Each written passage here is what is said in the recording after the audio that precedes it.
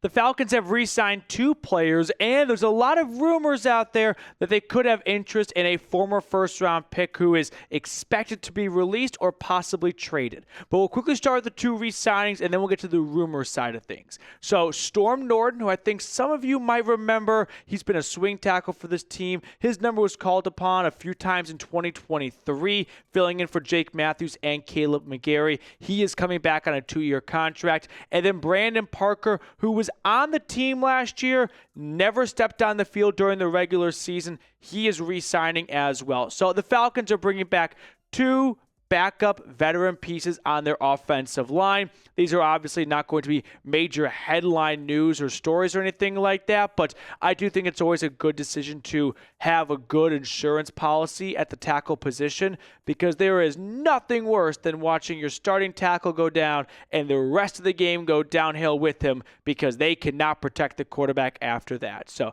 Norton comes back. This is the higher profile signing of the 2. If he's in the game, it's because Caleb McGarry or Jake Matthews gets injured. And then you've got also the re-signing of Brandon Parker, who was on the Raiders for a little while, so he's got a decent amount of NFL experience as well. We can refresh everyone's memories on what Atlanta's offensive line looks like now, and then we'll talk a little bit about some of the rumors surrounding Atlanta and then former Vikings first-round draft pick Garrett Bradbury. But here is Atlanta's current offensive line. So you've got 4 starters from last year, and then obviously the newcomer, center Ryan Neuzil. Here is the breakdown of what's going on with him, by the way, because he was not your traditional unrestricted free agent. He was a restricted free agent, which means teams can place a tender on him, which basically means if another team wants to sign him, the Falcons have an opportunity to match that contract offer,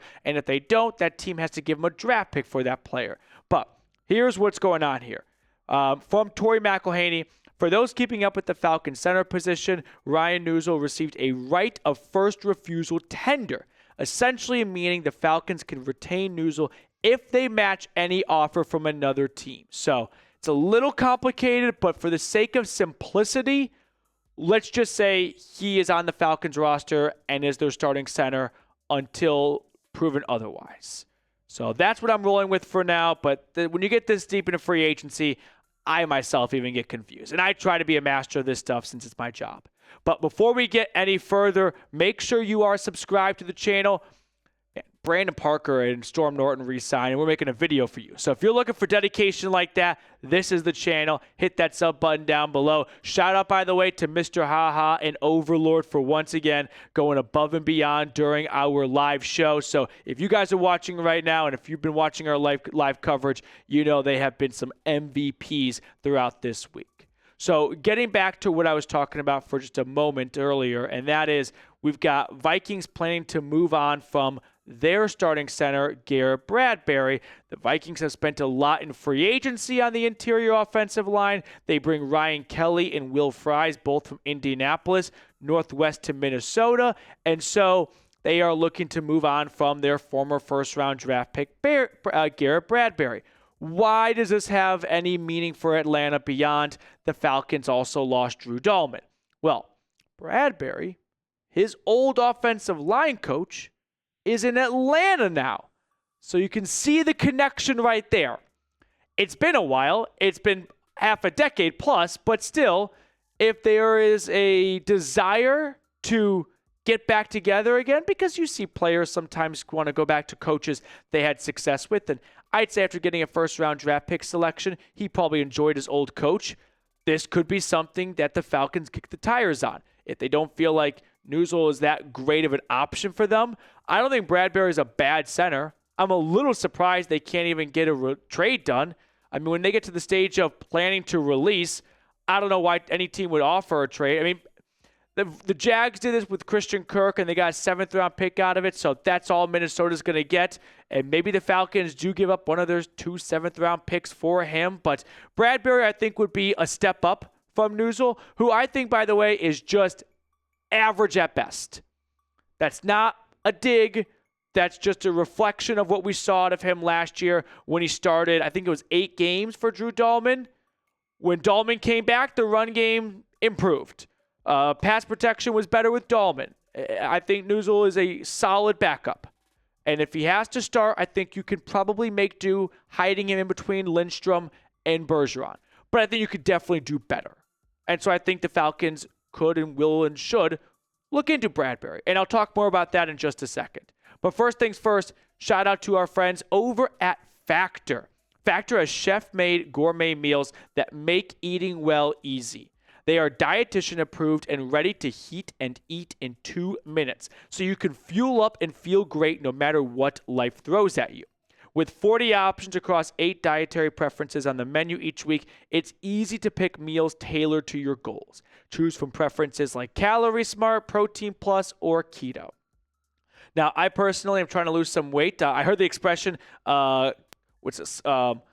slashing for the wet, and it's something like that. But yeah, I'm on that path right now. And Factor is an awesome way to shed some LB. Shedding for the wedding is an awesome way to shed some poundage. So eat smart with Factor. Get started at factormeals.com/FalconsChat50off and use code FalconsChat50off to get 50% off your first box plus free shipping.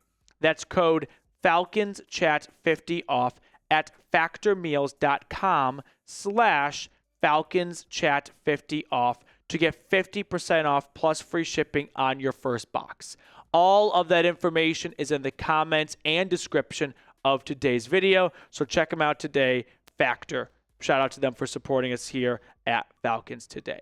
So, as I was saying, Garrett Bradbury, former first-round draft pick out of NC State, has been with the Vikings ever since 2019.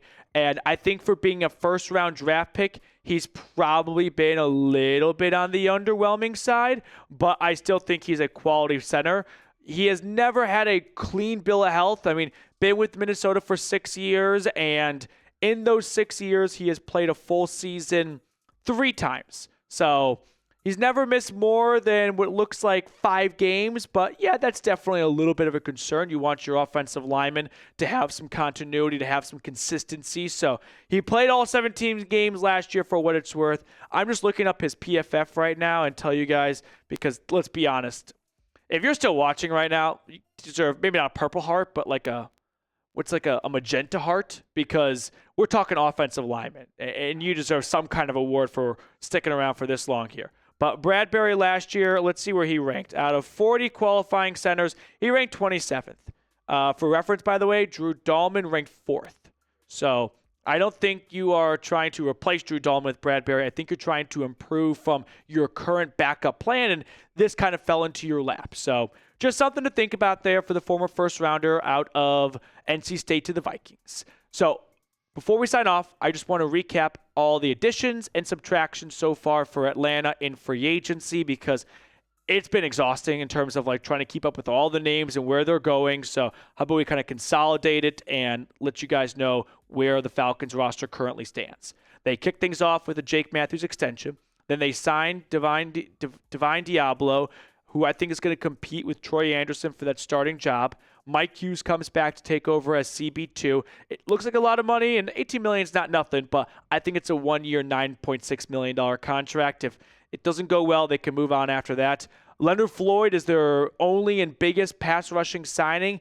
I think he's going to get you 7 to 9 sacks, and you should aspire to find more pass rushers, but this is definitely a good step in the right direction for improving from what you had last year.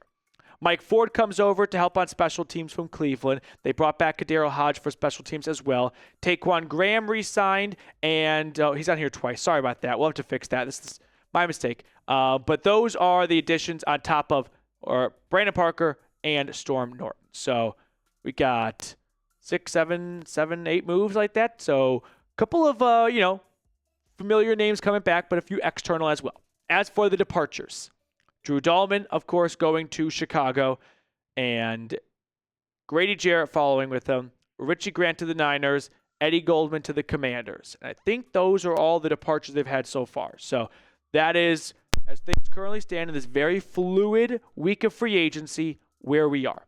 Thank you for tuning in. Hope you enjoyed I hope Storm Norton and Brandon Parker's family watch this, because that is by far the most we're going to talk about those guys on this channel. So before we sign off, how many wins for Atlanta in 2025. We talked about this during our live free agency show. 8 wins last year. This is also a great way to know who watches to the end. I'm going to go with 9 and 8. I'm going to get a winning record, but I'm going to see it to believe it a little bit more from Penix, but more on the defense, if I'm being honest. So let me know how many wins for the Dirty Birds down below.